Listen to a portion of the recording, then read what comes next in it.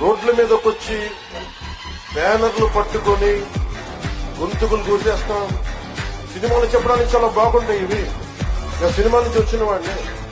సినిమాలు చెప్పడానికి చాలా బాగుంటాయి. నిజ జీవితంలో నమ్మి మోసపోకండి.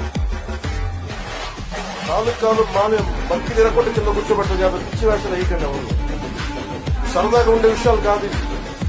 శాంతి భద్రతలు ఏమాత్రం క్షీణిస్తే చిన్నపాటిని కూడా సహించం. మీకు బలంగా తెలియజేస్తాం ప్రజలందరికీ కూడా.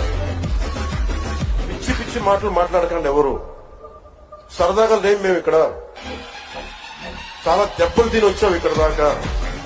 5 స్టార్ హోటల్స్ లో ఉన్నా కానీ రక్షణ లేని పరిస్థితిలో ఉండేది.